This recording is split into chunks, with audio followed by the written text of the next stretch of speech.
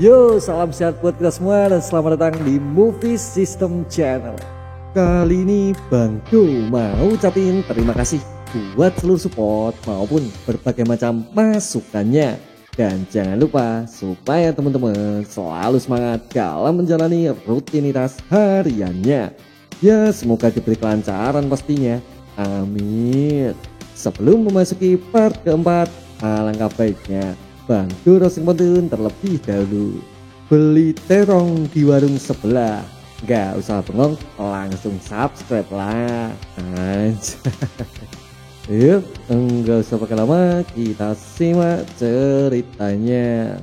Sedikit mengulas cerita sebelumnya, di mana Lee Do Hyun mulai kembali dari masa pingsannya, mulai tersadar dari masa koma setelah melalui perawatan insiden sebelumnya. Yang mana sebuah pikiran acak mengenai kejadian tersebut ternyata terus-menerus selalu berkecamuk mengisi seluruh mimpi yang dimilikinya. Ya, terutama raut wajah pelaku yang selalu terngiang di dalam pikirannya. Yang mana dirinya ini tak lain adalah Im Da Jun. Sebenarnya saat ini dirinya mulai tersadar dari kerasnya mimpi buruk yang selalu menghiasi malam-malam di tidurnya. Kemudian hari ini adalah hari pertemuannya, di mana Do Hyun mengumpulkan seluruh anak buah yang selalu datang menemaninya. Mengapa hanya kalian berdua saja? Di mana anak-anak yang lainnya? Tanya Do Hyun mencoba mengamatinya. Menurut mereka berdua, selama ini anak-anak yang lain telah diajar oleh Im Da Jun beserta orang berambut serigala yang selalu bersamanya. Dan mereka pun tak luput pastinya. Maka ditambah dengan adanya pembentukan komite sekolah guna mengurangi kekerasan di sekolah mereka, keduanya sepakat untuk menyarankan supaya Lee Do Hyun mau bersabar menunggu waktu yang akan tiba. Mendengar pernyataan tersebut, sontak ia pun naik pitam dibuatnya, di mana ia pun segera menjelaskan bila dirinya seorang yang menjadi korban sesungguhnya. Namun apa yang terjadi? Di mana tak sengaja sebuah gerakan kecil kini mampu menjatuhkannya, membuat Lee Do Hyun tersungkur, terduduk tak berdaya. Lee Do Hyun, bukankah kau kini sudah menjadi cacat? Kemudian menurut Do Hyun, kini ia pun mulai tersadar bila mereka semua juga tak menjenguk ketika proses perawatannya, dan ia pun semakin merasa kecewa mengamati kedua teman di depannya.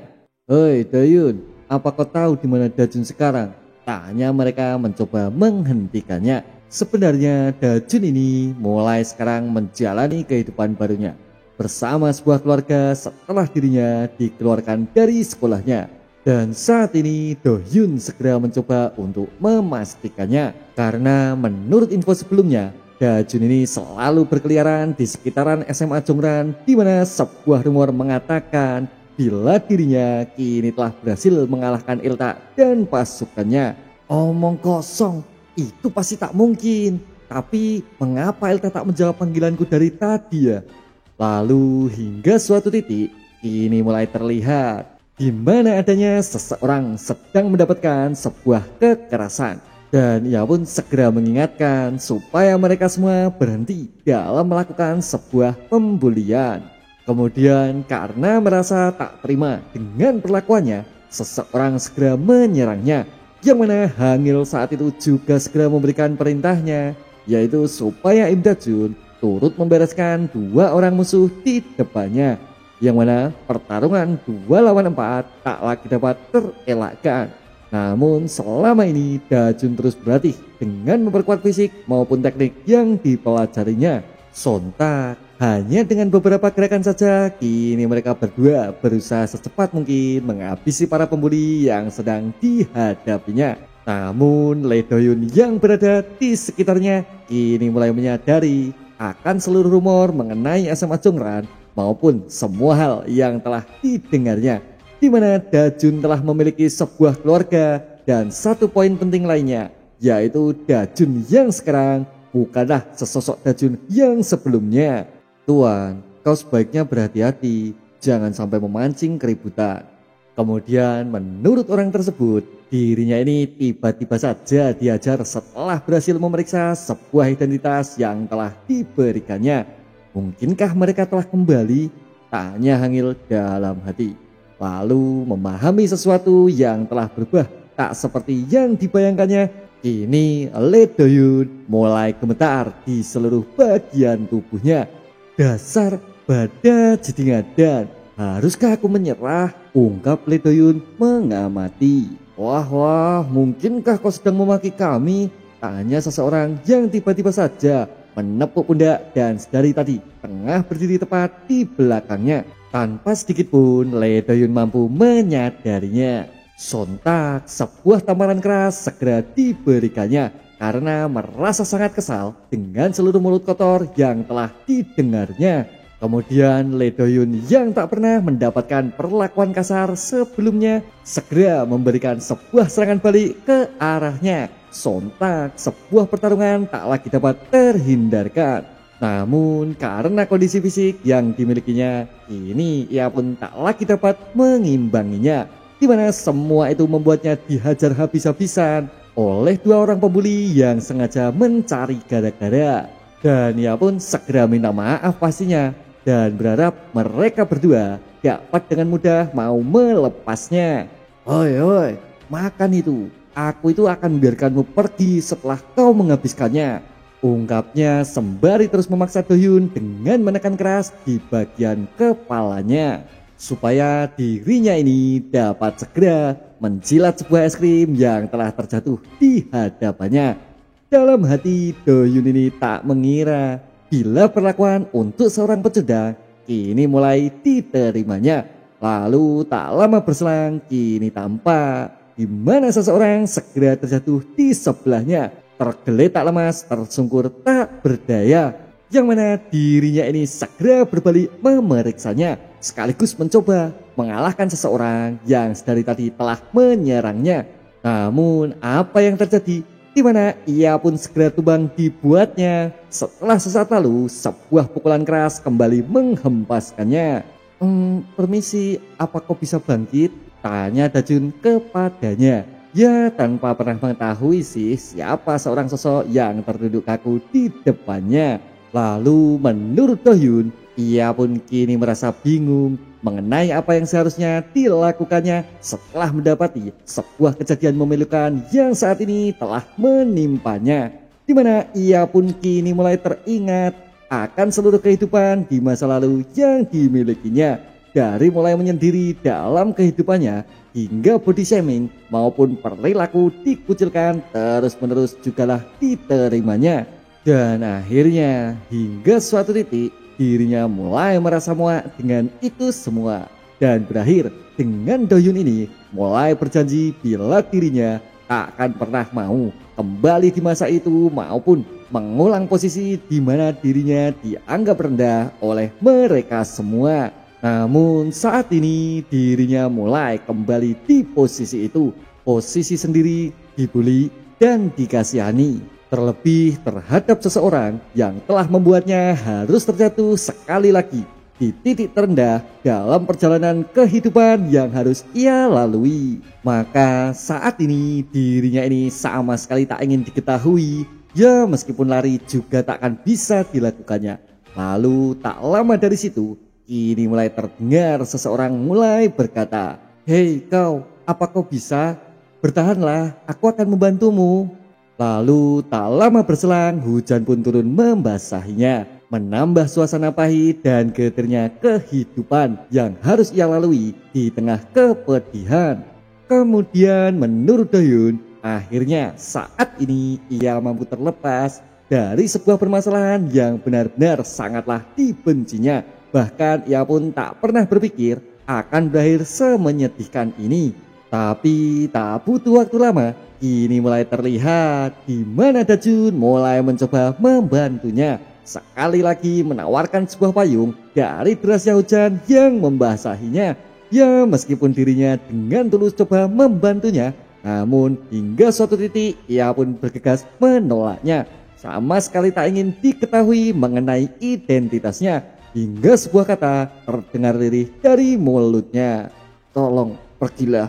Mendengar sesuatu yang begitu familiar di kehidupannya, sontak Dajun terkejut dibuatnya, yang mana itu semua segera mengingatkannya akan semua kengerian yang pernah dilaluinya.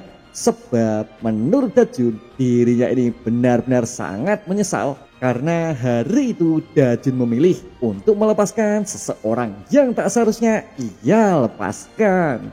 Lalu tak lama berselang, kini Dohyun kembali menyusuri jalan, di mana saat ini perasaan di hidupnya benar-benar sangat dirasa kacau. Kembali dibully, diremehkan, direndahkan maupun dikasihani. Itu semua adalah sebuah masa depan yang akan terus menghantuinya. Dan akhirnya hingga suatu titik dirinya ini mulai memutuskan untuk tak ingin bangun dari masa tidur panjang sebelumnya. Bahkan dirinya ini akan segera mengakhiri seluruh hidup yang telah ia miliki. Berpindah sisi di mana ini adalah rumah Hangil Fam, yang mana beberapa informasi akan segera ia bagi, yaitu salah satunya adalah proses pembelajaran teknik bertarung Dajun di bawah pelatihan Hangil telah resmi selesai. Bahkan sebuah hadiah kelulusan dari mereka semua kini telah diterimanya. Ini sangat mengharukan, mengingatkanku pada masa itu. Mungkinkah kau juga mengalami hal seperti ini juga? Tanya Gayong mencoba menggodanya. Lalu tak lama berselang, Cadayop segera mengingatkan, bila mulai hari ini Dajun telah resmi menjadi bagian anggota dari rumah Hangil Family. Dan mereka pun segera membahas mengenai proses balas dendam SMA Wujin dan bersedia membantu bila Dajun pergi untuk menaklukkan sekolah seperti pertarungan sebelumnya. Terima kasih semuanya, aku pasti akan segera mengatur waktunya, ungkap Dajun menanggapinya. Dalam hati Dajun sangat memahami bila kebahagiaan ini bermula dari mereka semua. Sementara itu di sisi lain, Lee Do-hyun akan bergegas mengakhiri hidupnya karena dirasa penuh ketidakadilan mengenai apapun itu yang sedang ia rasakan. Hingga seseorang kini mulai menelponnya. Do-hyun, kau sudah bangun? Kenapa kau tiba-tiba mencariku? Ya, walau aku sudah tahu sih semua alasannya. Kemudian menurut Do-hyun, ia sangat merasa kesal karena Ilta sama sekali tak bisa dihubungi sesaat sebelumnya. Bahkan dirinya ini juga mengetahui bila Ilta tak lagi berkuasa di sekolahnya. Mendengar itu semua, Ilta segera menjelaskan bila kali ini dirinya sama sekali tak tertarik dengan perkumpulan kelas anak SMA. Karena saat ini dirinya ini telah bergabung dengan salah satu grup ternama, yaitu sebuah grup yang akan melakukan penyerangan selama klien tersebut memiliki sejumlah uang untuk mampu membayarnya. Dan grup tersebut bernama Haekwang, di mana adanya sebuah grup penyeleksi manusia buangan rela menyerang, menipu, menculik maupun hal kotor lainnya dalam operasi pekerjaannya. Hingga di suatu titik Do-hyun mulai mendapatkan sebuah secerca harapan untuk tetap bertahan hidup sehingga mampu terbebas dari seluruh kehidupan sampah yang sedang dihadapinya, yaitu to not die. Maka masih tersisa satu hal yang dapat ia lakukan. Kali ini aku harus benar-benar membunuhnya, ungkap Lee Do-hyun dalam hati. Sementara itu di sisi lain seseorang sedang dikejar dari sebuah grup berbahaya bernama Haekwang. Kenapa malah berakhir seperti ini, ungkapnya dalam hati. Berpindah waktu di mana ini adalah hari selanjutnya, hari di mana Dajun bersiap berangkat bekerja. Sebenarnya dalam hati Dajun kembali teringat akan beberapa saran Cho Hangil sebelumnya, yaitu akan adanya sebuah rumor mengenai kembalinya Haekwang yang coba merangsek sekali lagi ke dalam wilayah mereka. Lalu karena mereka sudah memutuskan untuk melawannya, maka saat ini mereka haruslah bersiap untuk menunjukkan mengenai bagaimana cara kerja Hangil Fam sebenarnya. Aku yakin aku sudah bertambah kuat dan aku pasti bisa melindungi mereka semua, ungkap Dajun sembari membuka pintu toko di depannya. Namun apa yang terjadi? Di mana pemilik toko terlihat begitu muram dengan tangannya yang terluka dan ia pun bergegas menanyakan mengenai pokok permasalahannya. Namun hingga titik terakhir pemilik toko tak juga mampu menjelaskannya. hanya adanya sebuah alasan, yaitu terjatuh adalah penyebab utamanya. Lalu tak lama berselang dilanjutkan Dajun yang kembali menuju dapur tempat biasa ia bekerja. Tapi apa yang terlihat? Di mana pemandangan tak sedap kini mulai didapatinya. Merasa emosi panas dingin berputar di kepalanya. Hingga sebuah suara kini mencoba menyadarkannya. Dajun, perkenalkan, ini adalah pekerja paruh waktu yang akan menggantikan ayah ketika dirinya sakit. Bukankah wajahnya lumayan tampan? Tanya Naiun kepadanya. Sontak Dajun merasa begitu kesal setelah mendengar orang tersebut menyebutkan sebuah nama. Dan pria tersebut bernama Moon Sung Ho. Dan akhirnya beberapa pekerjaan mulai coba dikerjakannya. Yang mana Sung Ho ini beberapa kali melakukan kesalahan. Namun Dajun selalu datang berusaha membantu serta menunjukkan eksistensi senioritas dalam segala aspek pengalaman yang dimilikinya.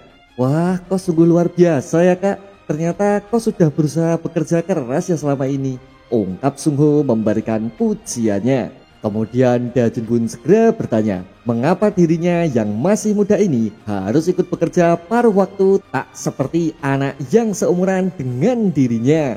Lalu menurut Sung Ho, dirinya ini tak sekedar membutuhkan uang, namun saat ini dirinya malah mulai terbesit untuk mencoba melarikan diri dari kehidupannya.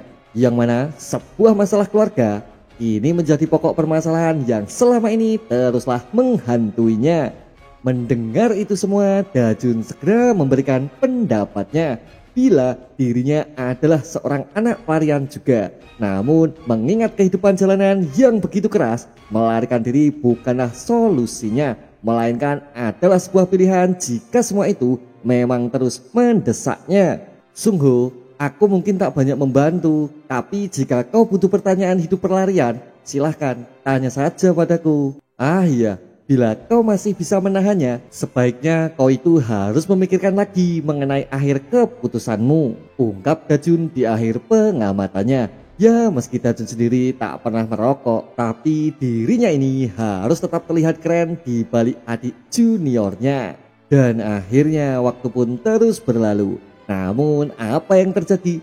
Di mana keesokan harinya Sung Ho jadi terlihat luar biasa. Seakan dirinya ini adalah seseorang yang berbeda, mampu menyelesaikan seluruh pekerjaan setelah sehari penuh terus-menerus berusaha mempelajari dan menguasainya. Hingga Naiun pun ini malah terus memuji dan terlihat sangat kagum terhadap juniornya.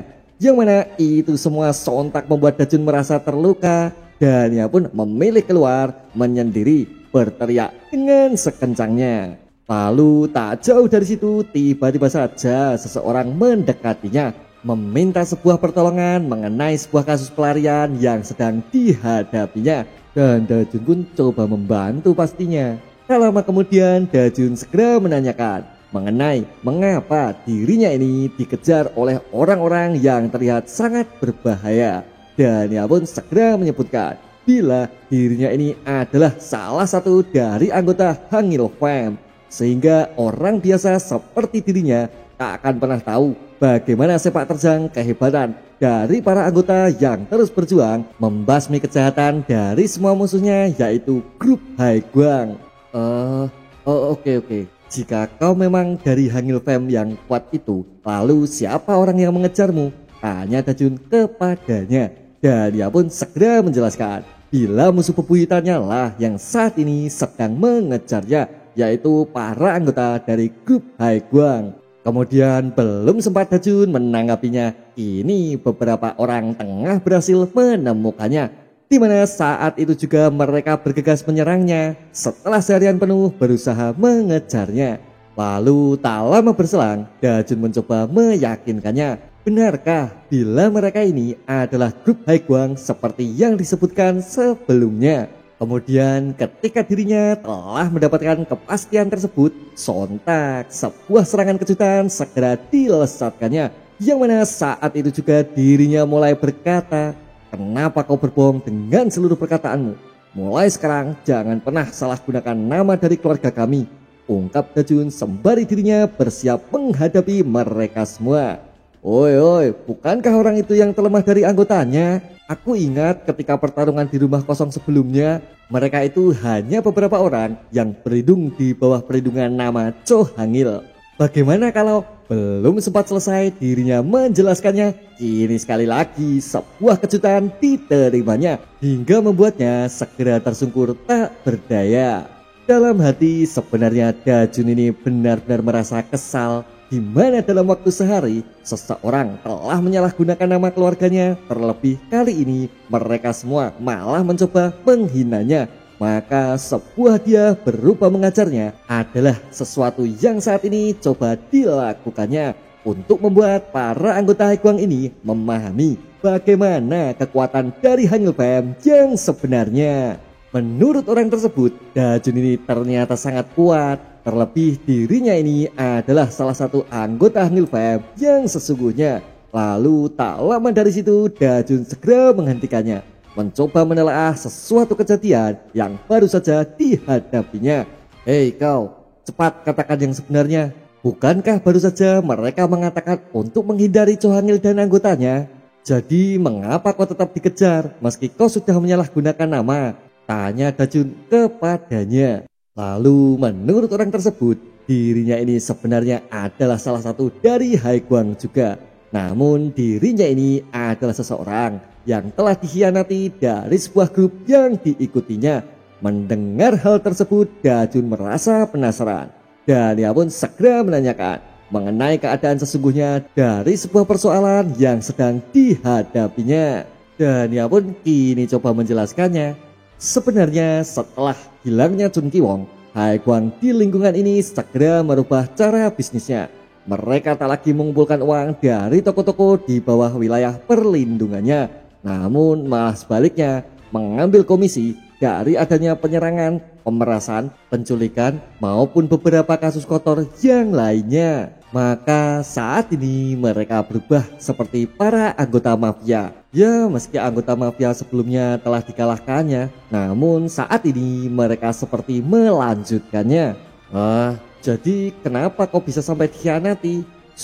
Diamlah, semua itu jelas karena dia. Menatap seseorang yang mungkin saja dikenalnya, Dajun segera menjelaskan bila dirinya sepertinya pernah sekali mencoba menyelamatkannya. Apa? Kau kenal dia? Jadi dia pernah diserang? Dia itu salah satu perwakilan distrik ini dan dia sekaligus ayahku. Tak lama berselang, pria tersebut segera menjelaskan bila ayahnya ini selalu memaksanya belajar meski dirinya ini terlalu payah dalam mata pelajarannya. Yang mana setelah itu dirinya memutuskan untuk bergabung di Haegwang karena untuk terlihat keren adalah tujuan utamanya. Namun setelah memahami beberapa kejahatan yang tak lagi terasa menarik dari pelariannya, ia pun merasa ragu dalam menjalaninya hingga datangnya waktu di mana seseorang menargetkan ayahnya menjadi korban penyerangan.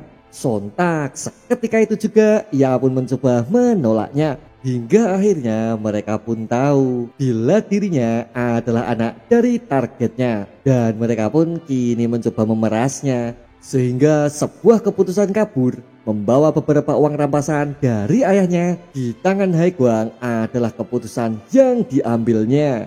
Jadi itulah mengapa kakek tua itu selalu membuat hidupku susah, ungkapnya dengan penuh emosi. Lalu jika kau memang tak peduli, mengapa ekspresimu seperti itu? Tanya Dajun mencoba memahaminya. Sebenarnya Dajun sendiri jelas tak begitu lihai dalam menjelaskan hubungan antara seorang anak dan ayahnya. Tapi jika menyangkut adanya sebuah keluarga, dirinya ini selalu bisa meyakini bila mencoba melindungi semuanya adalah tujuan utamanya. Ya, meskipun nyawa menjadi taruhannya. Bahkan saat itu Dajun kembali mengingat bila anaknya ini bernama Jung Ihwan. Dan ia pun jelas mencarinya dengan sebuah maksud, yaitu meminta maaf atas segala sesuatu yang pernah dilakukannya. Mendengar itu semua, Ihwan segera menangis, yang mana ia pun kini menyesali akan sebuah jalan pelarian yang telah dipilihnya. Kau itu tenanglah, aku akan coba membantumu, ungkap Dajun berusaha meyakinkannya. Dan ia pun coba menawarkan untuk ikut makan di tempat pizza bila belum bisa pulang ke rumahnya. Sementara itu di sisi lain seseorang kini tengah merasa emosi dan begitu kesal karena dirinya ini seakan dibuang setelah beberapa waktu bekerja sama bersama mereka. Dan orang yang ditahan tersebut adalah Chun Ki-won. Mengapa kalian diam saja? Apakah kalian takut kepada Cho Hang-il? Tanya Chun Ki-won kepadanya. Lalu menurut orang tersebut, Chun Ki-won ini tak seharusnya membuat sebuah masalah yang memanglah tak diperlukan. Bahkan setelah beberapa peringatan pernah ia berikan. Namun dirinya ini malah terus mengabaikan, menghancurkan segalanya termasuk beberapa kerugian besar yang ditimbulkannya. Kemudian setelah merasa sudah tak digunakan, Chun Ki-won kini mencoba mengancam. Namun sebuah pukulan keras segera menghentikan seluruh omong kosong yang dari tadi terus diucapkannya. Wah, kau itu sudah kelewat batas, Ki-won. Kau bisa mengucap sesukamu saat kau sudah dikubur, ungkap pria tersebut dengan begitu tegasnya. Di mana pria tersebut bernama Bae Gangra, salah satu eksekutif dari Haegwang. Kau bisa saja tertangkap jika tak beruntung. Diamlah, kau yang harus berhati-hati karena kaulah yang paling mendukung menghabisi Hangil Fam. Dan orang tersebut bernama Han Jung-min, salah satu eksekutif dari Haegwang. Menurutnya mereka semua baru saja menerima adanya sebuah komisi dari sebuah misi pembunuhan, yaitu untuk anggota Hangil Fam. Dan klien tersebut adalah seorang pelajar. Lalu mengapa kau bersikeras menolaknya? Tanya Jung-min kepadanya. Menurut Gangra, membunuh mereka ataupun memanfaatkan mereka adalah dua hal yang berbeda. Kecuali jika keduanya sama-sama menguntungkannya, maka saat ini dirinya sangatlah merasa yakin bila negosiasi yang terakhir kali pastilah akan berakhir dengan kemenangannya. Itu semua karena saat ini salah satu dari mereka adalah seseorang yang telah mereka susupkan dalam pengembangan adanya sebuah misi pengamatan ataupun pembunuhan. Dan ia pun cukup merasa yakin atas seluruh situasi yang saat ini telah berada di bawah kendalinya. Berpindah sisi di mana ini adalah hari selanjutnya, hari di mana Dajun saling memperkenalkan diri terhadap dua teman baru yang dimilikinya. Hei, katanya kau mau melarikan diri, jangan lakukan. Ingat, romansa kehidupan jalanan itu semua bohong. Ah iya, kisah pelarian dari Hangil Fam pasti berat kan? Jika kau sudah mendengar ceritanya, maka bergabunglah dengan Haegwang. Mendengar pernyataan tersebut, mereka segera beradu argumen dan berdebat karenanya. Namun tak lama berselang, Iwan segera menanyakan sebuah alasan khusus yang terus memaksanya untuk melarikan diri seperti keinginannya. Sebenarnya selama ini Sung Ho hidup bahagia sebelum sebuah kecelakaan maut menimpa sosok ibunya, yang mana itu semua membuat ayahnya menikah lagi untuk mengisi sebuah kekosongan, yaitu seorang ibu untuk dirinya. Terlebih ibu tiri yang bersamanya sangatlah baik kepadanya. Namun setelah seorang adik terlahir bersamanya, beberapa perilaku buruk mulai ditunjukkannya. Bahkan ia pun mencoba memisahkan Sung Ho terhadap ayah kandungnya. Dan akhirnya setelah melihat seorang ayah yang selalu berjuang keras untuk dirinya, Sung Ho sama sekali tak pernah ingin merenggut kebahagiaan itu dari dirinya. Maka mereka semua pasti akan lebih bahagia tanpa kehadiran Sung Ho di dalam keluarga. Lalu menurut Dajun, Sung Ho ini tak seharusnya pergi, mengingat ayah kandungnya sangatlah peduli dan sangat menyayanginya. Maka berusaha mandiri adalah solusinya. Ya bukan memilih meninggalkan selamanya, tegas Dajun mencoba mengingatkannya. Tapi Ivan, apa yang akan kau lakukan mengenai ayahmu? Apa tak ada cara lain selain melawan Haegwang? Mereka kan punya banyak anggota. Tapi tunggu, bagaimana jika kita mencari kliennya dan menyuruh mereka membatalkannya? Mendengar sebuah ide yang sesaat terlontar, Iwan segera mengingatkan bila memang terpampang sebuah nama tertulis rapi di dalam tas uang yang dibawanya. Memahami hal tersebut, sontak mereka bertiga bersiap menyusun sebuah rencana. Dan Dajun pun kini merasa senang bisa membantu dua orang teman baik yang baru saja dikenalnya. Dan mereka pun cukup tersipu pastinya mendengar pernyataan Dajun yang begitu polosnya. Sebenarnya saat ini salah satu dari mereka segera melaporkan mengenai perkembangan target yang sedang diawasinya. Iya halo, ini aku. Setelah mengamati dia dari dekat, aku sudah memahami bila Yim Dajun ini terlalu naif. Lalu haruskah aku masih terus mengawasinya? Hei, kau itu tenang saja, amati sedikit lagi. Tapi jika dia benar-benar tak sesuai, maka kau bisa segera membunuhnya, ungkap Gangra di akhir pembicaraannya. Lalu apa maksudmu membantu? Mungkinkah kau anggap kita semua adalah pahlawan keadilan, ha? Tanya Taehyuk mendengar permohonannya. Lalu segera dilanjutkan Kim Tae. Menurutnya setelah membantu pemilik usaha yang berada di lingkungan ini, mereka semua mendapat banyak masalah. Namun membantu anak pelarian adalah sebuah cerita yang berbeda. Dajun, kau itu beruntung bisa mendarat di pelarian Hangil Fam. Menurut Gayong, tempat di mana keluarga pelarian pertamanya, mereka semua memiliki tujuan, yaitu menjual dirinya ke rumah bordil demi keuntungan egois yang dimilikinya. Maka segera dilanjutkan Hangil yang turut menegaskan bila di seluruh lokasi pelarian di wilayah ini tak akan pernah ada satupun orang yang bisa ia percaya kecuali hanya mereka berlima. Oi Dajun, kau itu harus selalu mengingat apa pesanku, tegas Cho Hangil kepadanya. Lalu menurut Dajun, mungkinkah ia tak seharusnya mengatakannya, tapi dalam hati Dajun ini sebenarnya ingin menolong mereka, membahagiakan siapapun yang berada di sekitarnya.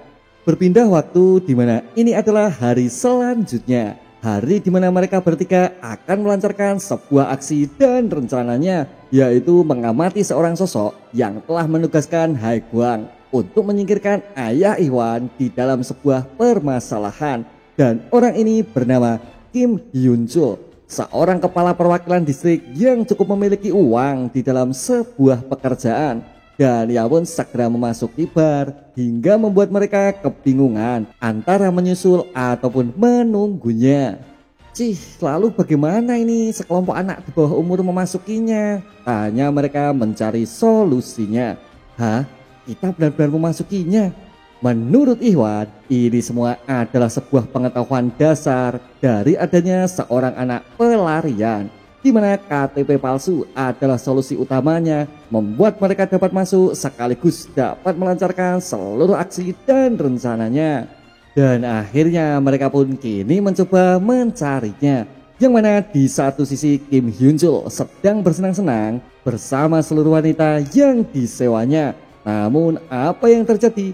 Tak lama berselang dirinya segera mabuk, membuat keributan terhadap seluruh wanita yang sedang bersamanya. Dan dia pun segera berteriak menyuruh mereka segera keluar, karena semua itu tak sesuai dengan apapun itu yang diinginkannya. Permisi tuan, kita perlu bicara. Lalu menurut Iwan, ia pun segera menjelaskan bila tak seharusnya Im Hyun Chul ini menyewa Hai Guang untuk menyingkirkan seseorang, maka ia pun segera menyuruhnya untuk membatalkan seluruh transaksi yang telah dilakukannya. Apa kalian pikir aku akan mundur karena bocah seperti kalian? Atau mungkinkah Jung Byun Chul yang menyewa kalian, ha? Mendengar sesuatu mengenai seorang ayah yang cukup dibencinya, kini Iwan tak lagi dapat mengendalikan emosinya. Sontak ia segera menarik baju di bagian lehernya dan berusaha memukul Kim Hyun Chul yang berada tepat di depannya, hingga beberapa orang kini mulai masuk dan mencoba menghentikannya. Hei, kalian ini sedang ngapain? Cepat lepaskan dia. Ya kalau kalian tak ingin mati sih. Kepala Pak, cepat singkirkan bocah ini. Jika tidak, aku tak akan pernah datang ke sini lagi, ungkap Kim Hyun Chul sembari melepaskan tangannya. Mereka yang memahami itu pun kini gemetar dibuatnya, di mana orang-orang yang berada di depannya tampak seperti seorang mafia yang siap membunuh kapanpun itu sesuai dengan keinginannya. Tunggu kak kami. Dan bam, sebuah pukulan keras segera menghajarnya, melemparkan dirinya mundur menabrak dinding di belakangnya. Yang mana itu semua membuat Kim Hyun Chul kembali waspada, merasa cukup ragu dengan orang-orang yang di depannya. Namun Dajun yang terbiasa akan beberapa keadaan berbahaya kini mencoba menahannya, menghadapi mereka bertiga dan berusaha mencegah mereka berdua supaya tak terlibat dalam pertarungan selanjutnya. Dan akhirnya sebuah pertarungan intens kini mulai memanas di dalam sebuah bar. Tanpa pernah sedikit pun acara seperti ini telah diprediksinya, karena sebelumnya mereka bertiga cukup merasa yakin bila kepala distrik Kim Hyun Chul telah bepergian sendirian. Setelah beberapa waktu lalu mereka semua mencoba membuntuti dan mengikutinya. Nice kak, terus hajar dia Kak Dajun.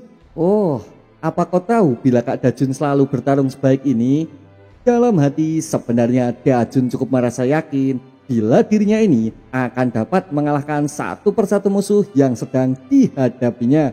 Namun hingga suatu titik semua itu tak lagi sesuai dengan apapun itu harapannya, di mana adanya seseorang yang mulai turut mencampuri sebuah pertarungan satu lawan satu yang sedang dihadapinya, yang mana orang tersebut kini berhasil melemparkan dirinya dengan sebuah tendangan kejutan mengarah tepat di bagian kepala, hingga sebuah sapuan kini kembali lagi dilesatkannya dengan cukup keras mengarah tepat di bagian dadanya. Namun dengan sekuat tenaga Dajun masih berhasil untuk dapat menahannya. Lalu tak lama berselang kini tampak di mana sebuah botol segera diraihnya, dipecahkannya ke arah tembok dan bergegas berjalan perlahan menghampirinya. Menurut Dajun, 3 lawan 1 adalah suatu hal yang sangat mustahil, terlebih kepada mereka para gangster dewasa yang sedang dilawannya. Dan akhirnya beberapa gerakan berhasil mengacaukannya, di mana seseorang kini mulai mencoba membantunya menyelamatkan Dajun dari keadaan yang teramat bahaya. Ya, meski dirinya bertarung dengan tubuh gemetar, berusaha melawan membantu seorang teman di depannya. Ah, kau itu mau sok keren sendirian. Baiklah, aku akan mengambil yang satu juga. Dan akhirnya mereka semua siap bertarung di ronde selanjutnya, di mana pertarungan keras 3 lawan 3 segera menyambutnya. Namun sekali lagi di mana Dajun mencoba untuk meringankannya dengan dirinya 1 lawan 2, dan di sisi lainnya akan berbalik juga, sehingga memudahkan mereka dalam menghadapi pertarungan selanjutnya. Akan kutunjukkan pada kalian seberapa keras kenyataan. Sebaiknya berhenti kalian bermain drama, ungkap mereka sembari maju memulai pertarungannya. Sebenarnya dalam hati Dajun ini merasa cukup ragu, karena para gangster di depannya pastilah memiliki daya tahan tubuh lebih kuat dari anak SMA yang biasa dilawannya. Maka ia pun harus segera memikirkan cara untuk dapat memberikan damage berarti kepada mereka semua.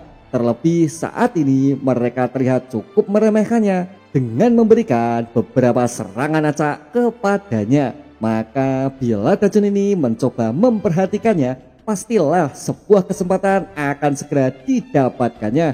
Dan bam, sekali lagi sebuah uppercut kuat berhasil merobohkannya, menghentikan salah satu dari mereka yang dari tadi terus-menerus meremehkannya. Namun semua itu tak berjalan mulus untuk ronde selanjutnya, yang mana serangan darinya segera ditahannya dan sebuah counter keras segera diberikannya, menghujam di bagian perut, melesat cepat dan menghancurkan sebuah pertahanan yang dimilikinya.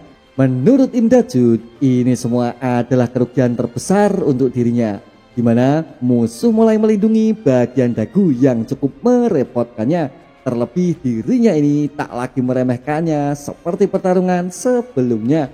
Maka sebuah titik vital adalah bagian yang harus diincarnya. Beraninya bocah kemarin sore beradu pukulan denganku. Dalam hati kini Dajun mulai teringat akan pertarungan latihan bersama Cho Hang-il yang sering ia lakukan. Karena selain dagu, ulu hati adalah sebuah titik lemah yang membuat musuh tak lagi dapat bergerak setelah menerima serangan telak tepat mengenainya. Maka tak peduli sekuat apapun lawannya, pastilah selalu ada pukulan penyeimbang. Semua itu dapat ia manfaatkan semaksimal mungkin untuk dapat merobohkannya. Dan akhirnya beberapa pukulan lanjutan mampu mengakhiri lawan kuat di depannya. Tentu saja aku punya pengalaman tuan, yaitu menjalani kehidupan pelarian yang selalu mengerikan, ungkap Dajun dalam hati. Sungho, kau, apa yang sebenarnya kau lakukan? Lalu menurut Sungho, ia sendiri tak menyangka bila beberapa pukulan acak dari dirinya mampu menghabisi musuh di depannya. Sontak Ikhwan terkejut melihatnya. Menurut Dajun, Sungho ini ternyata semakin menyakitkan. Di samping mahir dalam bekerja, dirinya ini juga cukup mahir dalam perkelahian jalanan, tak seperti yang Dajun kira. Kemudian karena dirasa sebuah halangan telah selesai dibereskan, maka menu utama sudah bersiap menunggu di depannya. Namun apa yang terjadi? Di mana seseorang kini berusaha bangkit dari kekalahannya, merasa muak dengan kekalahan sebelumnya. Dan ia pun semakin merasa dipermalukan oleh para bocah berandal yang mengacau di tempatnya. Sontak sebuah tusukan segera dilesatkannya menuju ke arah Dajun tanpa sempat disadarinya. Dan akhirnya mereka berdua tumbang dibuatnya. Ya, meski Ikhwan berhasil selamat karena posisi ia berdiri jauh dari jangkauannya. Tak butuh waktu lama, kini sebuah pukulan kuat segera menghajarnya, menghantam dengan begitu cepat, mengakhiri pertarungannya. Hingga akhirnya dirinya ini benar-benar pingsan, tak seperti sebelumnya. Hei, apa kau baik-baik saja Kak Dajun? Lihat darah itu. Mendengar sesuatu yang cukup dirasa janggal, Dajun segera memeriksa seluruh bagian tubuhnya karena ia pun cukup merasa gelisah dari serangan akhir sebelumnya. Hingga akhirnya Ikhwan dengan lirih memanggil sebuah nama. Sungho, mungkinkah kau baik-baik saja? Tanya mereka yang kini mengamati bagaimana kondisi tubuh yang sedang dirasakannya. Yang mana sebuah botol terlihat menancap tepat di bagian punggungnya, meneteskan beberapa cairan kental membasahi seluruh pakaiannya. Sontak semua terkejut melihatnya karena rencana yang tergesa-gesa kini malah membuat mereka harus menanggung sebuah malapetaka yang sama sekali tak pernah mereka kira. Iwan, hoi Iwan, kau harus fokus. Sekarang dengarkan aku, kau itu harus membawa Sungho ke rumah sakit. Lalu menurut Dajun, dirinya ini saat ini harus tetap tinggal, menyelesaikan apapun itu sehingga luka Sungho akan terbayar lunas dan ia pun mampu kembali membawa sebuah hasil. Karena dengan dirinya mencoba menghajarnya, maka mungkin sebuah jalan baru akan dapat mulai terbuka sehingga sebuah kejelasan akan mungkin didapatkannya. Ya, meski semua itu tak mudah juga. Tuan, aku itu sudah cukup menahan. Mengapa kau menyewa penganiayaan kepada wakil Byung Chul? Cepat katakan, atau aku akan mulai kehabisan seluruh kesabaranku. Berpindah waktu di mana ini adalah sebuah unit gawat darurat. Beberapa jam setelah pertarungan sebelumnya, di mana Sungho berhasil mereka selamatkan dari sebuah bahaya kehabisan darah semenjak luka tusukan botol menghujam tepat di punggungnya. Sungho, mengapa kau melakukan hal berbahaya? Tanya Dajun dengan beberapa ingatan yang terus-menerus membanjirinya. Di mana ternyata selama ini ada juga seseorang yang rela berjuang untuk dirinya. Bahkan menurut Sungho, tubuhnya itu secara refleks bergerak dengan sendirinya. Sehingga Dajun ini tak perlu lagi merasa bersalah atas semua hal yang menimpanya. Dan ia pun segera mengatakan, untuk Dajun harus tetap membantu Ikhwan supaya perjuangan tersebut tak berhenti di tengah jalan. Karena dirinya ini pasti akan menyusul setelah luka tersebut pulih dari masa penyembuhannya. Tak lama berselang mereka bergegas pulang seusai mengurus pembayarannya. Ya, menggunakan uang curian tersebut pastinya. Dan Ikhwan pun segera menanyakan mengenai perkembangan Kim Hyun Chul setelah dirinya pergi meninggalkan lokasinya. Lalu segera dilanjutkan Dajun yang mencoba menjelaskannya. Menurut Dajun, Kim Hyun Chul melakukan itu semua karena adanya alasan penting, yaitu Jung Byung Chul telah mengetahui atas sebuah penggelapan dana APBD yang sedang dilakukannya. Maka Dajun pun segera mengancamnya supaya dirinya ini bersedia untuk membatalkan kontrak dari Haiguang mengenai seluruh proses penganiayaan yang sudahlah ia transaksikan. Dan Dajun pun tak lupa membawa sebuah bukti mengenai anggaran APBD yang sudah digelapkannya. Namun mengenai pembatalan kontrak, mereka harus melakukan sebuah pertemuan terhadap petinggi Haekwang secara langsung di lokasi yang ditentukan. Dan Iwan pun segera menolaknya karena dirinya ini masih saja terngiang akan kengerian sebuah insiden yang baru saja dilaluinya. Kita itu sudah sejauh ini, kau tenang saja, aku ini pasti akan terus membantu. Karena aku punya alasanku sendiri, tegas Dajun di akhir pertemuannya. Hangil yang mengamati itu pun kini cukup merasa curiga dengan seluruh pergerakan Dajun yang tengah ditunjukkannya. Apa yang sedang dia lakukan ya? Tanya Hangil dalam hati. Berpindah waktu di mana ini adalah hari selanjutnya. Hari di mana salah satu eksekutif Haekwang segera datang memeriksanya ke tempat sebuah bar yang berada di bawah pengaruh maupun wilayahnya, yaitu sebuah alasan mengapa Bae Gangra mencoba merekrut salah satu anggota dari Hangil Fam. Namun setelah diadakan sedikit pengamatan, sebuah keputusan segera ia sampaikan, yaitu di dalam pertarungan tersebut tak ada satupun luka fatal yang mampu ia berikan. Ini semua tepat seperti perkataan orang yang kau tanam. Jadi apakah sudah membuat keputusan mengenai Yim Dajun? Iya, jika memang begitu, kita semua tak memerlukan orang seperti dia di Haekwang, ungkap Bae Gangra yang tak lagi tertarik setelah beberapa pengamatan coba terus ia lakukan. Sementara itu di sisi lain, seseorang sedang berjalan menuju suatu lokasi di mana adanya pertemuan dengan para anggota Haekwang guna proses pembatalan sebuah transaksi penganiayaan yang telah ia lakukan. Lalu menurut Iwan, ia masih menahan diri atas semua yang terjadi kepada ayahnya. Namun bila dirinya ini melakukan hal yang mencurigakan, maka bukti tersebut akan segera dilaporkannya. Tak lama berselang, kini Dajun telah sampai di lokasi pertemuan, tempat di mana adanya para anggota Haekwang berkumpul di sekitarnya. Cih, sial, padahal aku sudah tak ingin lagi bertemu dengan mereka, ungkapnya dalam hati. Menurut Im Dajun, ia sedang mengamati 5 orang di depannya, karena dengan kemampuannya mereka itu masih dapat teratasi bila beberapa kesempatan dapat ia ciptakan. Hingga suatu titik seseorang eksekutif mulai mendekat dan menghampirinya. Sontak ia segera terkejut melihatnya, karena menurut Dajun tak perlu 5 orang. Bahkan saat ini bisa pulang dengan selamat adalah sebuah mimpi yang mulai dimilikinya.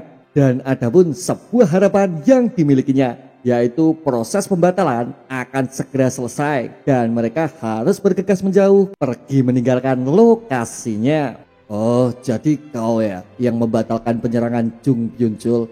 Tak masalah selama bisa melunasi sisa saldonya. Memahami hal tersebut, Kim Hyun-chul mencoba menyetujuinya, karena Dajunlah orang selain ayah Iwan yang mengetahui mengenai proses penggelapan. Maka bila Dajun bersedia menutup mulutnya, maka kerugian besar tak juga ditemuinya. Jika kau terus memaksa, lalu bagaimana bila kulaporkan mengenai penggelapanmu? Mendengar sesuatu yang sangat dirasa janggal, Kim Hyun-chul segera menanyakan mengenai cara mereka mengetahui sebuah kasus yang sedang menghantuinya. Dan dia pun segera menanyakan sebuah proses pemerasan yang sedang mereka lakukan. Lalu menurut Bae Gangra, bila dirinya memberikan bagian dari penggelapannya, maka mereka akan tunduk dan bekerja sebagai kaki tangannya. Kau itu minta suap, tapi sayang sekali tak hanya kau dan Byung-chul yang mengetahuinya. Maka jika orang itu bicara, aku juga akan habis pastinya. Kemudian menurut Gangra, ia pun akan memastikan untuk tak ada siapapun yang akan mengetahui mengenai seluruh penggelapan uang kecuali Bae Gangra dan dirinya. Maka sebuah perintah eksekusi akan segera diturunkan kepada siapapun yang mengetahui dan juga memeriksanya. Jadi meskipun Pak Kim saat ini membatalkannya, tapi Jang Byung-chul akan tetap ku eksekusi. Dan juga mengenai 2 orang yang mengetahuinya dan bersembunyi di semak-semak akan segera menerima akibatnya. Yang mana saat ini Dajun mulai dikelilingi seluruh anggota Haegwang seakan sebuah penyergapan sudahlah mereka rencanakan. Padahal selama ini rencana tersebut tak seorang pun mengetahuinya, ya kecuali hanya mereka bertiga. Maka bagaimana para anggota Haegwang ini bisa menyambut dan bersiap membereskannya? Di mana semua pertanyaan tersebut mulai terbesit di otaknya, membayangkan semua hal buruk yang perlahan menghampirinya. Dan ia pun saat ini mulai meyakini bila mimpi buruk itu terasa begitu nyata, semakin mendekat dan terasa seperti dinding besar yang berdiri tegak menghadangnya. Hajar mereka dengan semua tenaga yang kalian punya. Yang mana kini terlihat di mana beberapa anggota bergegas mendekatinya, menggunakan sepeda motor bersiap menghajarnya, dan kini tampak sebuah sambaran cepat berusaha dihindarinya, sekaligus mendorong Ikhwan dengan begitu cepat mencoba menyelamatkannya. Kemudian menurut Dajun, saat ini dirinya sama sekali tak memiliki kesempatan untuk dapat menyerang balik sesuai dengan kehendaknya. Hingga akhirnya tak lama dari situ Ikhwan segera tumbang, yang mana dirinya ini segera tersungkur setelah sebuah serangan berhasil menerjangnya. Bahkan saat ini mereka semua terus-menerus menyerang dengan bergantian tanpa sedikit pun memberi Dajun waktu maupun kesempatan. Sebenarnya Dajun kini mulai merasa bila sebuah akhir benar-benar akan segera ditemuinya, hingga sebuah batu kini coba dimanfaatkannya dengan melempar salah satu motor di depannya, dan mereka pun segera tumbang pastinya. Lalu ada pun sebuah pemukul besi segera diambilnya, dimasukkan ke dalam putaran roda, menghentikan gerakannya. Sontak mereka terlempar karenanya, di mana sebuah tendangan keras kini segera dilesatkannya, menyusul rentetan teknik pertarung jalanan yang biasa digunakannya, dan ia pun bergegas berlari cepat meninggalkan semua musuh yang berada tepat di belakangnya. Karena dengan adanya seorang sandera, maka jaminan keselamatan akan segera didapatkannya, yaitu dengan menangkap salah seorang penyelamat yang telah menanti di hadapannya. Namun apa yang terjadi? Di mana sebuah sekop dengan begitu cepat berusaha menghentikannya, menancap tepat menghalangi ide yang dimilikinya. Yim Dajun dari Hangul Fab, kau memiliki gerakan yang bagus ya. Jadi aku akan mengurusmu sendiri. Memahami musuh yang telah membongkar identitasnya, sontak Dajun semakin gugup menghadapinya. Seakan semua ini adalah sebuah jebakan yang tak pernah disadarinya. Dalam hati sebenarnya Dajun merasa penasaran mengenai seberapa kuat pria besar yang berada di depannya. Karena bila sekuat Sun Kiwong, maka ia akan menjadi cukup sulit untuk mampu mengimbanginya. Dan bams, di mana sebuah pukulan keras segera melemparkannya, menabrak sebuah pohon yang berada tepat di belakangnya. Sontak itu semua segera menyadarkannya bila kekuatan Bai Gangra jauh lebih baik dari Sun Kiwong yang pernah dilawannya. Maka mungkinkah dirinya ini akan sanggup bertahan melawan seorang monster yang telah bersiap mencoba menghancurkannya?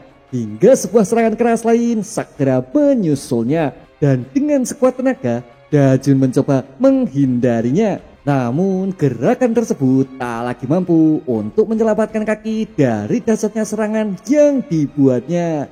Sebenarnya Dajun sendiri telah menyadari bila serangan tersebut tak akan mungkin ditahannya, maka ia pun kini terus mencoba memikirkan sebuah cara yang tepat untuk dirinya ini mampu lolos dari sebuah pertarungan mematikan. Seakan dirinya ini telah siap untuk merenggut nyawa yang dimilikinya. Bersiaplah, kau akan membayar atas apapun yang dialami Sun Kiwong, ungkap Bai Gangra sembari menekannya. Dalam hati Dajun kini mulai menangis, mengingat semua perjalanan yang telah dilaluinya. Tapi ia harus tetap bertahan hidup atas semua tekad yang pernah dimilikinya. To not die, persetan dengan semuanya. Dimana dengan begitu percaya diri sebuah bara api coba untuk digenggamnya, dilemparkannya menuju raut muka Gangra yang berada tepat di belakangnya. Sontak ia pun terlepas dari cengkramannya, segera berlari dan berbalik menyerangnya. Ya, meski musuh tak lagi mampu menggunakan pandangannya, namun Dajun ini masihlah bukan sebagai seorang yang mampu mengalahkan atau bahkan mengimbangi salah satu eksekutif dari Haiguang dengan kekuatan yang dimilikinya. Hingga sebuah pukulan keras segera kembali mendarat di mukanya, menghantam dengan begitu keras sekaligus melemparkannya. Dan akhirnya adanya sebuah kesempatan kini mulai ditawarkannya. Kau itu harusnya sudah mati. Bagaimana bila kau bergabung dengan Haiguang? Karena kau sudah tak memiliki pilihan lain, bukan? Lalu tak lama dari situ, seseorang segera ditariknya dari dalam bagasi guna sebuah bukti bila Dajun akan bergabung ke dalam grup Haiguang, yang mana ia pun segera dilemparkannya di depan Dajun supaya dapat melihat siapa seseorang yang saat ini tengah dilihatnya. Kau pasti mengingat dia kan? Dia orang yang menikam temanmu di bar. Maka bila kau tak bohong, hanya untuk selamat dari sini segera kuburkan dia untukku, ungkap Baigangra memberikan sebuah tes kepadanya. Karena menurut Baigangra, membunuh ataupun dibunuh adalah sebuah hukum paling dasar di dalam petarung jalanan. Terlebih untuk pengkhianat dan pencuri di sebuah organisasi, maka saat ini Dajun harus bisa memilih membunuh dirinya atau teman yang bersamanya akan segera mati menggantikannya. Ya, kuakui, meski kau punya banyak skill dan potensi, tapi sayang kau benar-benar bodoh, ungkapnya sembari sebuah pukulan kuat berhasil menidurkannya. Kuburkan dia. Dan akhirnya seluruh kegelapan mulai menyelimuti seluruh pandangannya. Lalu tak lama dari situ Dajun kembali mulai tersadar. Dengan seluruh tubuhnya terasa remuk setelah pertarungan intens sebelumnya. Mungkinkah aku sedang dikubur? Tanya Dajun dalam hati. Sebenarnya Dajun memiliki banyak penyesalan yang terus ia pikirkan akan semua kenangan bersama keluarga Hangil Family. Namun di saat dirinya mulai pasrah dengan seluruh nasib yang dialaminya, tiba-tiba saja seseorang muncul di hadapannya, yang mana orang tersebut coba menyelamatkan Dajun dari sebuah kematian yang secara perlahan mencoba menelannya. Yang mana dengan cukup tenang ia pun berkata, "Oi, mungkinkah kau merindukanku?" Tanya Hangil tersenyum menatapnya. Dan akhirnya Dajun berhasil terselamatkan. Meski beberapa orang di antaranya kini mulai datang menghampiri Hangil yang mengganggu dalam proses penguburan. Namun saat ini Chow Hangil lah yang sudah menantinya, memaksa mereka semua harus bertarung dengan seorang monster di depannya. Sontak sebuah tendangan keras segera mengebaskan salah satu dari mereka. Dan tak butuh waktu lama, kini Hangil segera melesat maju menghampirinya. Menurut Dajun, ia sangat berterima kasih terhadap kehadiran Chow Hangil yang tak pernah ia prediksi sebelumnya. Karena berkat dirinya, kini ia mampu selamat dari kondisi krisis yang sedang menimpanya. Bahkan saat ini beberapa orang segera tumbang, yang mana semua itu ia lakukan dengan begitu cepat menggunakan teknik yang mematikan. Sehingga satu serangannya membuat musuh tersungkur tak berdaya. Wah, mungkinkah kau Chow Hangil? Tanya Ikhwan terkejut melihatnya. Dan Hangil pun merasa cukup tak nyaman dengan kehadiran anak berisik yang berada tepat di depannya. Tapi bagaimana kau bisa menemukan kami? Menurut Hangil, saat itu ia tak sengaja mengetahui dari kejanggalan Dajun sebelumnya. Maka karena cukup dirasa bosan, ia pun memutuskan untuk mengikuti Dajun ya meski sempat kehilangan jejak. Namun dirinya ini berhasil bertemu dengan Dajun setelah mendengar suara berisik motor beberapa waktu setelahnya. Tak lama berselang, Dajun pun mencoba menjelaskan bila dirinya bersama Ikhwan sedang mencari ayahnya dan kalah melawan eksekutif Haiguang. Eksekutif Haiguang ya? Dari tadi aku tak menemukannya. Mendengar sesuatu yang dirasa cukup terasa aneh, Dajun segera memastikannya, menanyakan kepada salah seorang mengenai posisi eksekutif Haiguang yang sesaat lalu telah ia lawan. Cukup, aku benar-benar tak tahu. Aku hanya melakukan apapun yang dikatakan Baigangra, Mendengar sesuatu yang cukup mengejutkannya, kini Cho Hangil mencoba mengingatkan dan ia pun segera maju memberikan keputusannya. Jika dia benar-benar baik Gangra, baiklah, dengarkan kata-kataku. Katakan kau sudah berhasil mengubur Im Dajun dan kau tidak melihatku hari ini. Memahami sesuatu yang cukup dirasa sulit, ia pun segera menolaknya. Namun jika dirinya ini merasa Baik Gangra lebih mengerikan dari Cho Hangil, maka sebuah konsekuensi yang mengerikan akan segera diterimanya. Dan akhirnya mereka memutuskan untuk kembali meski tak berhasil menemukan ayah Ikhwan. Sembari membeli beberapa minuman untuk sedikit berbincang mengenai sebuah permasalahan yang sedang dihadapinya. Lalu menurut Dajun, ia kini mulai bertekad untuk dapat mengalahkan Baik Gangra. Dan ia pun mencoba meminta Cho Hangil untuk dapat membantu sebuah misi yang tengah dimilikinya.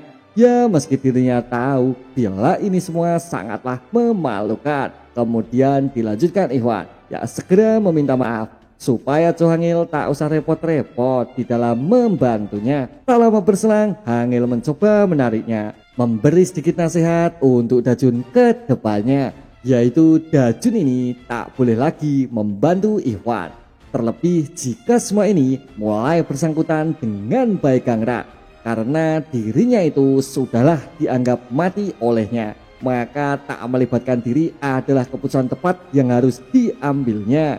Hei, ingat Dajun, ada suatu kondisi di mana aku tak boleh memukul Baik Gangra, ungkap Hangil tegas kepadanya. Karena jika dirinya memaksa menyentuhnya, maka sebuah pertarungan skala besar tak lagi mampu dihindarinya. Terlebih semua ini bertujuan untuk kebaikan semua orang yang berada di dekatnya. Karena menurut Hangil, semua ini bukanlah dunia yang akan memberinya sebuah hadiah setelah simpati coba dilakukannya. Lalu kenapa kau membantuku? Apa bedanya aku dengan Ikhwan? Tanya Dajun coba menyangkalnya.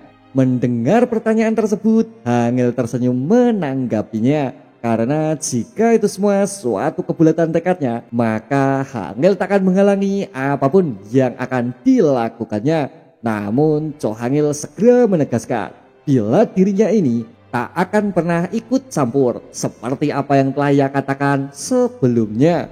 Berpindah sisi di mana ini adalah hari selanjutnya. Hari di mana Dajun masih saja mengingat akan kengerian Baik Gangra di dalam pertarungan sebelumnya. Sebenarnya Dajun cukup merasa aneh akan semua jebakan yang telah diterimanya. Karena Kim Hyun Chul seharian penuh selalu berada di bawah pengamatannya. Hingga akhirnya Dajun mencoba menghubungi Sung Ho menanyakan kesehatan, dan Sung Ho pun balik bertanya mengenai kuatnya musuh terakhir yang telah dihadapinya. Kak Dajun, bukankah semua itu membuatmu hampir mati? Ya begitulah, aku akan kembali membantu Ikhwan, tapi kau tak perlu pergi sejauh itu. Namun tak lama berselang, Kim Tae segera menanyakan mengenai siapa orang yang sedang diteleponnya, dan Dajun pun segera menutupnya. Yang mana saat ini Dajun mencoba menjelaskan bila dirinya hanya sedang berbicara dengan teman kerja paruh waktu yang sesaat lalu dikenalnya. Sontak Kim Tae segera memukulnya tanpa basa-basi menyerang ke arah muka. Namun Kim Dajun ini masih sempat menahannya, yang mana ia pun cukup merasa terkejut akan kekuatan tangan dari seseorang yang tengah terluka. Menurut Kim Tae, jika sekedar anggota Haegwang ia bisa terima, namun eksekutif Haegwang bukanlah orang biasa. Maka bertarung dengannya di versi cedera adalah sebuah solusi untuk mengetesnya. Yang mana kini mereka semua segera menyusulnya, berharap Dajun mampu mengalahkan mereka semua demi pembuktian atas kelayakannya dalam bertarung mengatasi adanya eksekutif Haegwang yang akan segera ditemuinya. Karena di malam sebelumnya, tepat setelah penyelamatan Dajun dilakukan, Cho Hangil mencoba mengingatkan kepada Kim Tae untuk mendengar sebuah pendapat yang dimilikinya. Yim Dajun, anak itu ingin bertarung melawan eksekutif Haegwang sendirian. Apa pendapatmu? Mendengar sesuatu yang cukup mengejutkannya, Kim Tae sesaat terdiam dan dia pun coba mengamatinya dan yang mana mereka langsung tertawa dibuatnya. Memahami seberapa gobloknya pemikiran pada jedingan dan kecil di keluarganya. Dan Hangil pun bergegas memerintahkannya supaya Kim Tae dapat segera menyadarkannya. Ingat Tae, kasih pahamlah, jangan lembek padanya. Lalu menurut Dajun, dirinya ini jelas tak mungkin menang. Tapi Kim Tae ini segera membantahnya. Bila hanya seperti itu semangatnya, maka bagaimana cara Dajun ini mengalahkan Bae Gangra dalam pertarungan selanjutnya? Terlebih ada pun satu hal penting yang mungkin dilupakannya, yaitu memancing sebuah masalah besar akan membawa sebuah bencana untuk semua orang terdekatnya. Tapi haruskah kita tak masalah, aku maju duluan. Dan benar saja, di mana Hong Gayong bergegas menerjangnya, menghajar muka Dajun tanpa sedikit pun dirinya mengendurkan kekuatannya. Yang mana menurut Dajun, bila semua berakhir seperti ini, maka mencoba menahan semampunya adalah sebuah usaha yang sedang coba dilakukannya. Hingga sebuah tackle kini coba digunakannya. Oh, aku itu yang mengajarkanmu. Kau pikir aku tak tahu cara mengatasinya? Dan akhirnya sebuah bantingan keras berhasil mengakhirinya. Menghantam tubuh Dajun mendarat dengan begitu kerasnya, membuat Dajun tak bernafas beberapa detik setelahnya. Hong Gayong, salah satu anggota Hangil Fam, memiliki keahlian gulat.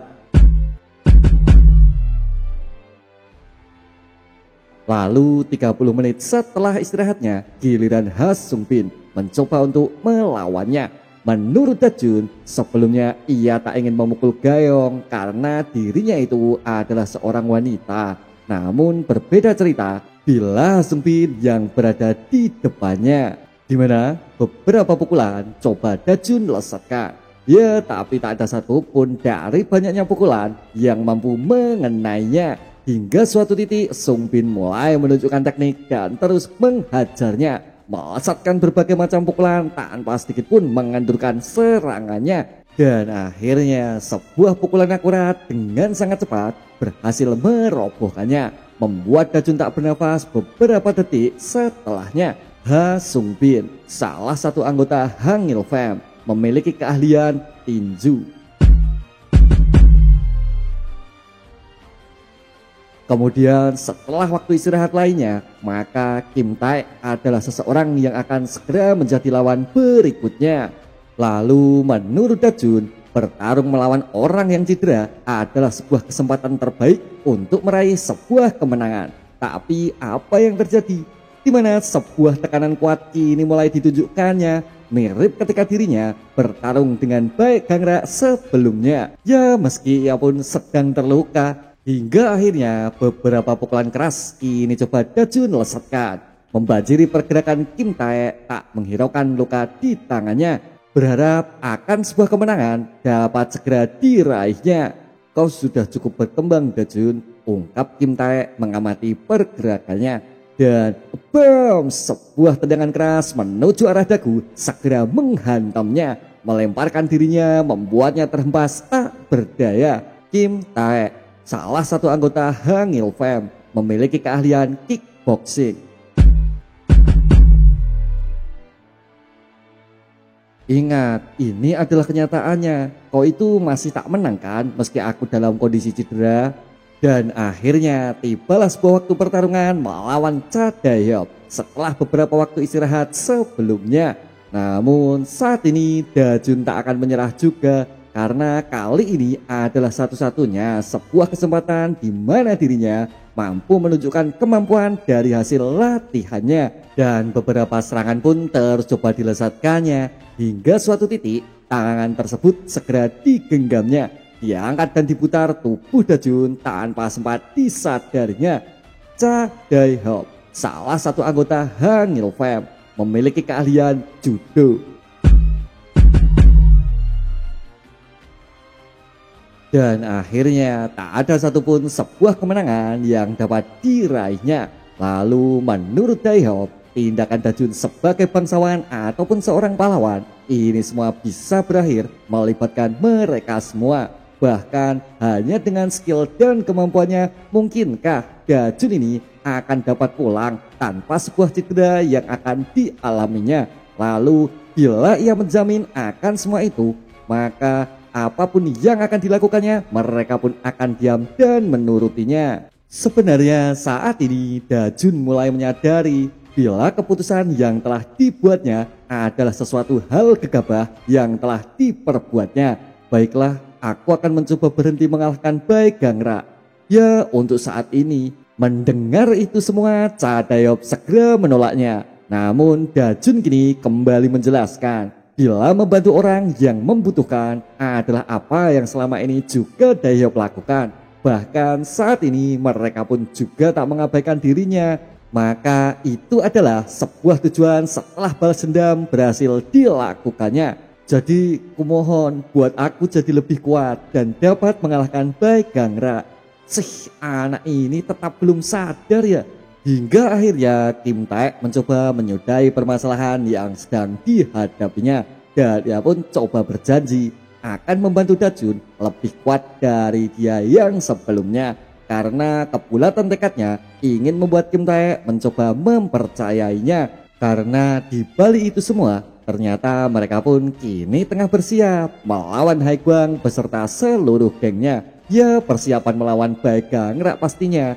Karena menurut Hangil, jika mereka tetap diam seperti sebelumnya, maka sebuah insiden layaknya melawan Chun Ki-wong akan kembali terulang menimpanya.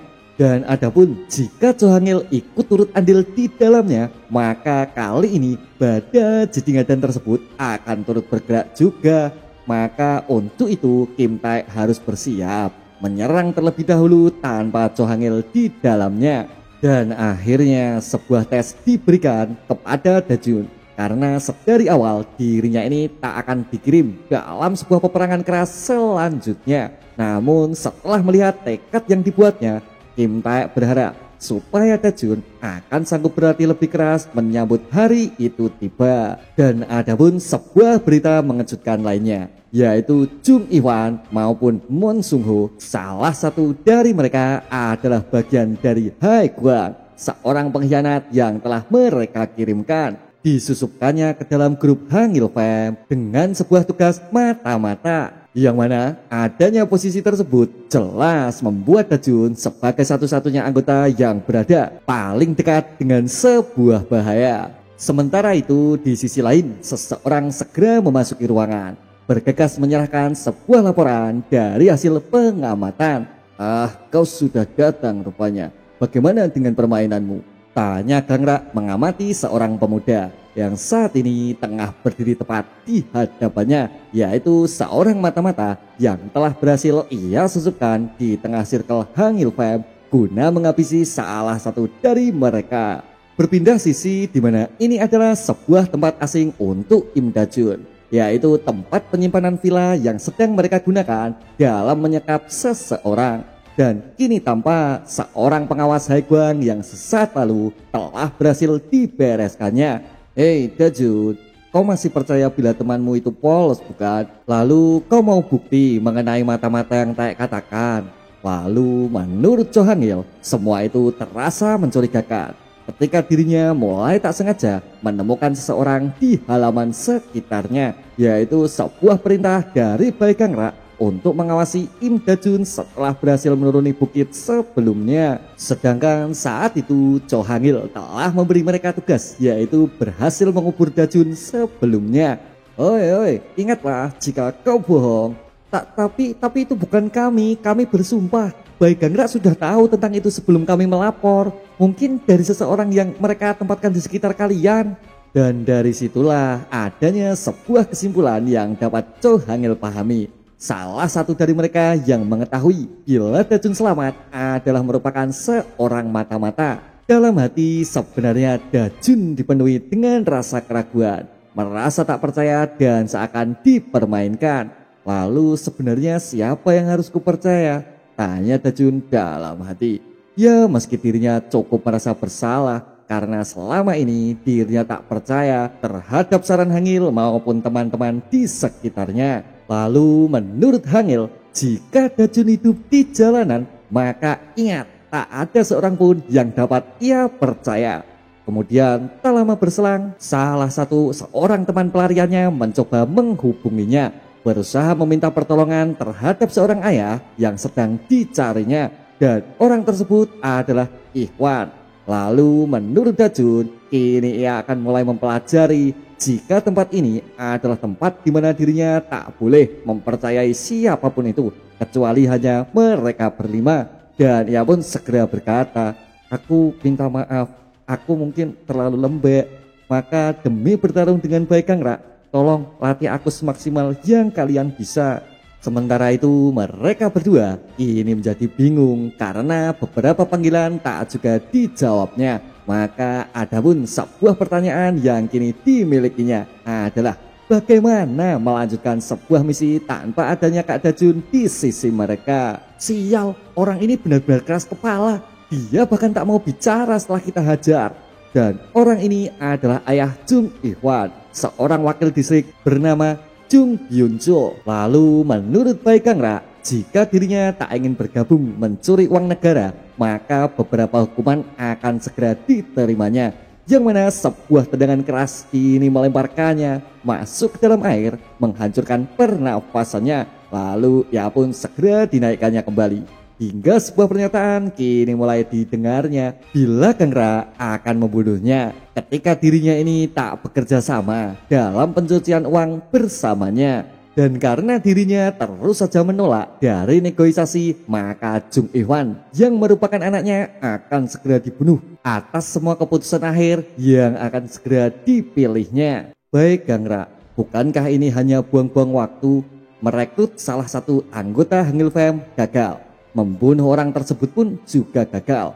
Lalu mata-mata yang kau tempatkan bahkan sekarang tak bisa lagi dihubungi. Jadi beginikah cara hebatmu anti membunuh anggota Hangil Fam? Ungkap Jumin emosi menilainya.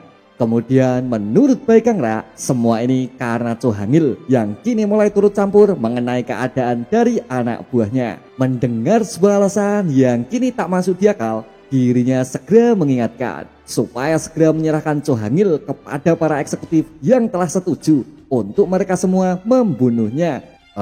Jadi apa orang itu juga setuju? Tanya Baik Kang Rak kepadanya. Kemudian menurut Han Jumin, pemimpin mereka masih tetap diam terkait masalah Hangil Fam. Tapi itu semua bukan berarti bila para eksekutif yang menyetujui atas pembunuhannya akan menghentikan seluruh pergerakannya. Maka ingatlah, mereka pasti, "Permisi, ini darurat," ungkap seseorang yang terlihat gugup, memberi sebuah laporan mengenai sebuah situasi yang sedang dihadapinya. Berpindah waktu yang mana ini adalah beberapa menit sebelumnya, tempat di mana pintu utama mulai diterobos oleh mereka semua. Karena tak lama kemudian kini tampak di mana pintu tersebut segera hancur setelah seseorang terlempar memecahkan kaca tersebut dengan begitu kerasnya. Dan mereka pun jelas tak menyangka pastinya bila anggota Hangil Fam mencoba masuk, menerobos dan bermaksud menghancurkannya. Yang mana mereka berlima kini dengan cukup berani mencoba menantang Hai Guang sekaligus eksekutifnya. Di mana tempat tersebut dapat mereka temukan setelah beberapa waktu lalu seorang pengawas yang tertangkap telah membocorkan lokasinya. Sontak tak lama dari situ suasana tegang maupun tatapan serius segera ditunjukkannya, bersiap akan adanya sebuah peperangan besar yang semakin mendekat dan menyambutnya. Yang mana di satu sisi anggota Haiguang benar-benar tak menyangka bila Hangil Fam akan berani bermain-main di markasnya, yaitu serangan kejutan yang telah mereka persiapkan untuk dapat menghancurkan seluruh Haiguang yang telah mengganggunya. Dan sampai di sini dulu guys alur cerita To Not Die di part keempat. Bila kalian tertarik bisa simak cerita selanjutnya. Dan ciao.